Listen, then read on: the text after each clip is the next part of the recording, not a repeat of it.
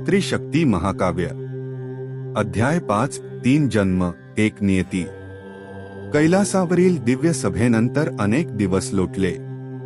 पृथ्वीवरील जीवन नेहमीप्रमाणे चालू होते। कोणी आनंदात होते, कोणी दुःखात, कोणी धर्माचा मार्ग स्वीकारत होते, तर कोणी स्वार्थाच्या मागे धावत होते।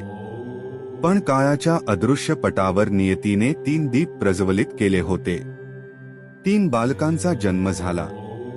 3 वेगवेगळ्या भूमींवर, 3 वेगवेगळ्या परिस्थितीत, आणि तिघांच्या जन्माच्या क्षणी निसर्गाने विलक्षण संकेत दिले। पहिला जन्म हिमालयाच्या कुशीत, उंच हिमशिखरांच्या सान्निध्यात एका लहान आश्रमात ऋषीपत्नीने तेजस्वी पुत्राला जन्म दिला। जन्मताच बालकाने रडण्याऐवजी डोळे उघडून उगवत्या सूर्याच्या दिशेने पाहिले। त्या क्षणी आश्रमातील यज्ञकुंडाची ज्योत आपोआप उंच उसळली। ऋषींनी आश्चर्याने म्हटले, या बालकाच्या अंतःकरणात ज्ञानाची ज्योत प्रखर आहे। दुसरा जन्म समृद्ध नगरात, दूर एका संपन्न नगरात, न्यायप्रिय पण पराक्रमी क्षत्रिय घराण्यात दुसऱ्या बालकाचा जन्म झाला।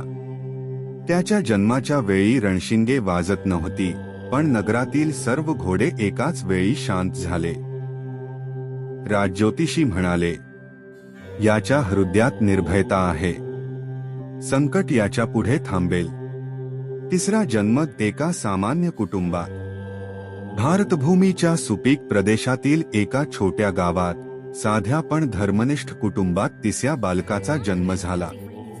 घर मातीचे होते, संपत्ती नव्हती, पण आईवडिलांच्या मनात श्रद्धा आणि प्रामाणिकपणा भरलेला होता।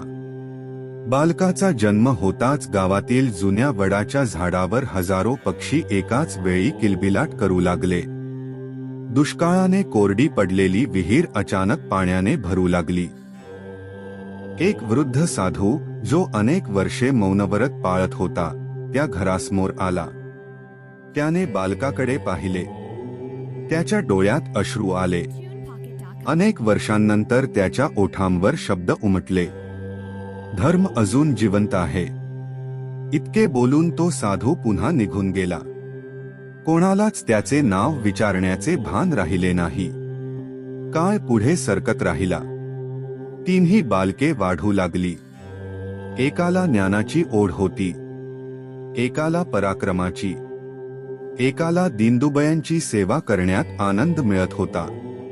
पण नियतीने अजून निर्णय जाहीर केला नव्हता, कारण धर्माचा रक्षक जन्मामुळे ठरत नाही, तो ठरतो त्याच्या कर्मांनी, त्याच्या त्यागाने आणि सत्यासाठी सर्वस्व अर्पण करण्याच्या तयारीने।